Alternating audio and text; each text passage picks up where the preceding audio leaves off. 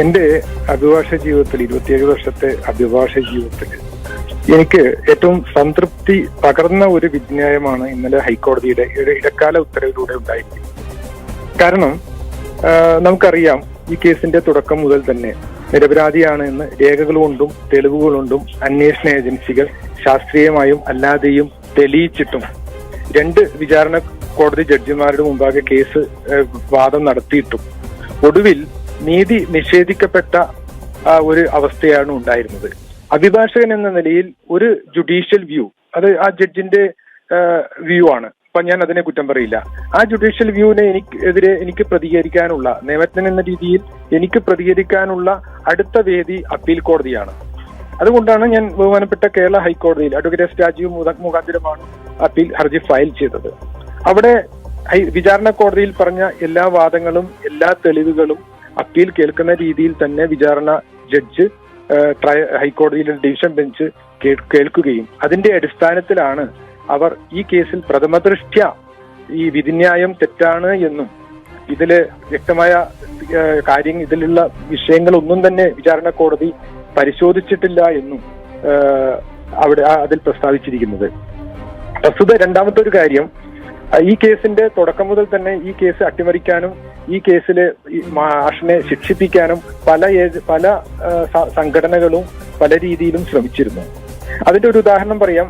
July മാസം ബഹുമാനപ്പെട്ട കേരള ഹൈക്കോടതിയിൽ ജാമ്യ ഹർജി വാദത്തിന് വന്ന സമയം 4 പ്രാവശ്യമാണ് ടെക്നിക്കൽ റീസൺ പറഞ്ഞ് കേസ് മാറ്റിയത്.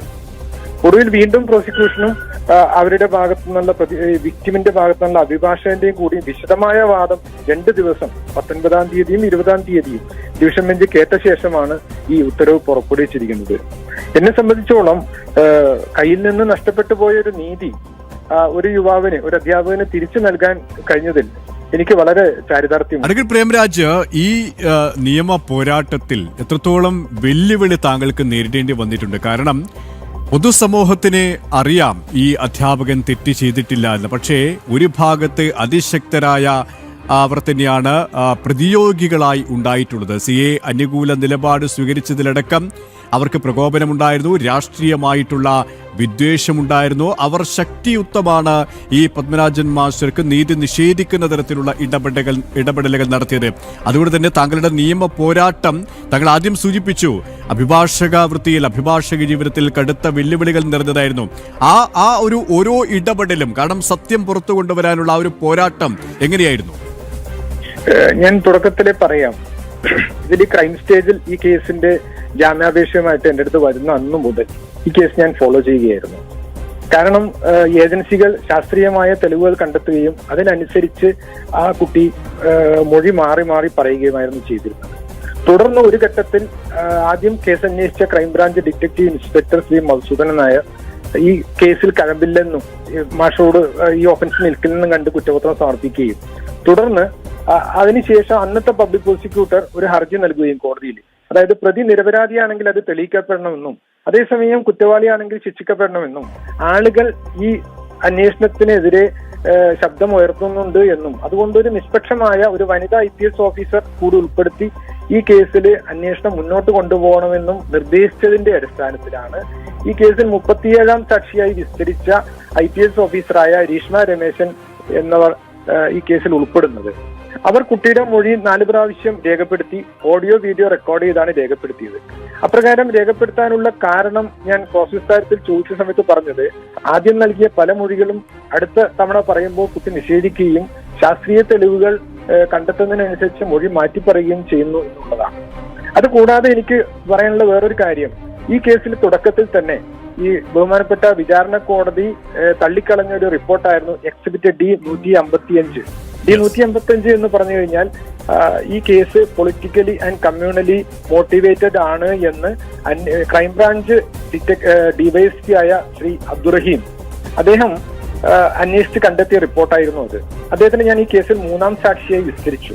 അദ്ദേഹത്തിന് ഈ കേസിന്റെ അന്വേഷണം ഏറ്റെടുക്കാൻ കാരണം, ഈ കേസിൽ ഈ അതിജീവിതയുടെ മാതാവ് 2/5/2020 തീയതി ഒരു ഹർജി നൽകുകയും ക്രൈംബ്രാഞ്ച് SP മൊയ്തീൻകുട്ടി സാറിനായിരുന്നു നൽകിയത്. അത് പ്രത്യേക പരാതിയായിട്ട്, അതായത് പൊയിലൂർ എന്ന സ്ഥലത്ത് കൊണ്ടുപോയി വേറൊരു അധ്യാപകൻ 5000 നമ്പർ ബൈക്കിൽ വന്ന സുന്ദരനായ ഒരാൾ, അയാൾ കൂടി പീഡിപ്പിച്ചു എന്നുള്ളതായിരുന്നു അതിലുള്ള ആരോപണം. ആ ആരോപണം സോഷ്യോ സൈക്കോ കൗൺസിലർമാരുടെ സഹായത്തോടു കൂടി അന്വേഷിച്ച് അതിന്റെ അടിസ്ഥാനത്തിൽ അദ്ദേഹം കണ്ടെത്തിയ റിപ്പോർട്ടാണ് ഞാൻ കോടതി മുമ്പാകെ മാർക്ക് ചെയ്തത്. അത് പോലീസ് പ്രതിക്ക് വേണ്ടി ഫാബ്രിക്കേറ്റ് ചെയ്ത ഒരു രേഖയാണ് എന്നായിരുന്നു വിചാരണ കോടതിയുടെ കണ്ടെത്തൽ. അതിലും അത്ഭുതകരം, അതിൽ പറഞ്ഞിരിക്കുന്നത് ഡിഫൻസ് പ്രതിഭാഗം അഭിഭാഷകൻ DW3 ക്രോസ് എക്സാമിനേഷൻ നടത്തിയിട്ടില്ല എന്നാണ്. ഞാൻ ചീഫ് എക്സാമിനേഷൻ നടത്തേണ്ട ആളാണ്. ഞാൻ ചീഫ് എക്സാമിനേഷൻ നടത്തി, അദ്ദേഹം സത്യാവസ്ഥ കോടതിയിൽ പറഞ്ഞു. അതേസമയത്ത് പ്രോസിക്യൂഷൻ ആ കേസിൽ അദ്ദേഹത്തെ ക്രോസ് ചെയ്തിട്ടില്ല. അദ്ദേഹത്തിന്റെ എവിഡൻസ് ഇപ്പോഴും ആ കേസിൽ അൺചാലഞ്ചഡ് ആയിട്ട് നിലനിൽക്കുകയാണ്. അത് കൂടാതെ ഞാൻ ഏറ്റവും കടപ്പെട്ടിരിക്കുന്നത് ആ സ്കൂളിലെ അധ്യാപികയായ ശ്രീമതി ലൈലാബി ടീച്ചറാണ്. ലൈലാബി ടീച്ചർ സത്യം പറഞ്ഞതിന് ഈ സ്വന്തം സമുദായത്തിൽപ്പെട്ട ആളുകളുടെ ഇടയിൽ നിന്നും ക്രൂരമായ ഈ അപമാനവും ഇതും മറ്റും ഏറ്റുവാങ്ങേണ്ടി വന്ന ഒരു വ്യക്തിയാണ് ലൈലാബി ടീച്ചർ. ആ ടീച്ചർ കോടതി മുമ്പാകെ പറഞ്ഞു, ഈ സംഭവത്തിന് ഒരാഴ്ച മുമ്പ് കുട്ടിയുടെ മാമന്റെ വീട്ടിൽ കുട്ടികളെ ക്യാൻവാസ് ചെയ്യാൻ വേണ്ടി പോയ സമയത്ത് പറഞ്ഞു, ഈ മാഷ് എന്തെങ്കിലും കേസിൽ പെടുത്തി ഒഴിവാക്കിക്കൂടി ടീച്ചറെ എന്ന് ചോദിച്ചു.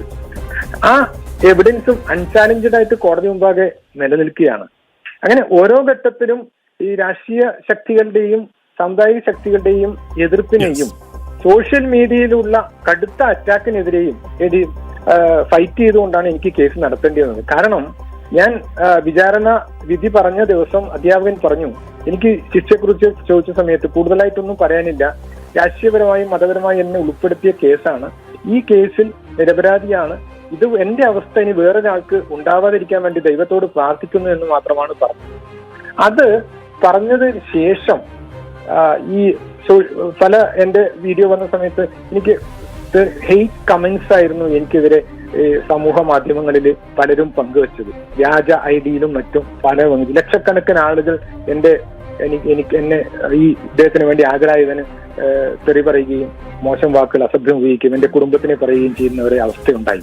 പക്ഷെ നീതിക്ക് വേണ്ടിയുള്ള പോരാട്ടം നമുക്ക് പ്രചോദനം ഉണ്ടാകുന്നത് ഞങ്ങൾ സത്യത്തിന്റെ ഭാഗത്താണ് എന്ന് ഞാൻ മാത്രമല്ല, കേരളത്തിലെ ഉന്നത ക്രൈംബ്രാഞ്ച് ഏജൻസി കൂടി കണ്ടെത്തിയ സത്യമാണ് ഞാൻ കോടതി മുമ്പാകെ പറഞ്ഞതും ഞാൻ അദ്ദേഹത്തിന് വേണ്ടി വാദിച്ചതും. അതിപ്പോൾ ഞാൻ പറഞ്ഞ കാര്യം പൂർണ്ണമായും ശരിയാണ് എന്ന് ബഹുമാനപ്പെട്ട ഹൈക്കോടതിയുടെ ഡിവിഷൻ ബെഞ്ച് ഇപ്പം ശരിവെച്ചിരിക്കുകയാണ്. പ്രാഥമികമായിട്ട് തന്നെ എല്ലാം ശരിവെച്ചിരിക്കുകയാണ്. അത് കൂടാതെ അത് മാത്രമല്ല, ഈ സാധാരണ ഇദ്ദേഹത്തിന് മരണം വരെ ജീവപര്യന്തം തടവായിരുന്നു കൊടുത്തിരുന്നത്. വിചാരണ കോടതിക്ക് അങ്ങനെ ഒരു ശിക്ഷ ഹൈക്കോടതിയുടെ അനുമതിയില്ലാതെ കൊടുക്കാൻ അധികാരമില്ല. അത് മാത്രമല്ല, അത് ഹൈക്കോടതിയുടെ സ്പെഷ്യൽ പവർ കൂടിയാണ്.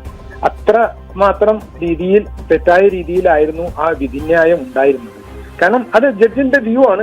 എനിക്ക് അഭിഭാഷക എന്ന രീതിയിൽ ആ ജുഡീഷ്യൽ ഓഫീസറെ എനിക്ക് അതൊന്നുമില്ല, അത് അവരുടെ കാഴ്ചപ്പാടാണ്. ആ കാഴ്ചപ്പാടിനെതിരെ ഉന്നത കോടതിയിൽ ആ കാഴ്ചപ്പാട് തെറ്റാണ് എന്ന് നിയമപരമായിട്ട് ഒരു അഭിഭാഷകൻ എന്ന രീതിയിൽ ആ കാഴ്ചപ്പാട് തെറ്റാണ് എന്ന് പറയുകയാണ് എന്റെ ഉത്തരവാദിത്വം. അത് ഞങ്ങൾ അപ്പീൽ കോടതിയിൽ പറയുകയും അപ്പീൽ കോടതി അത് കണ്ടെത്തുകയും അത് പ്രഥമ ശരിയാണെന്ന് വിലയിരുത്തുകയും ചെയ്യും.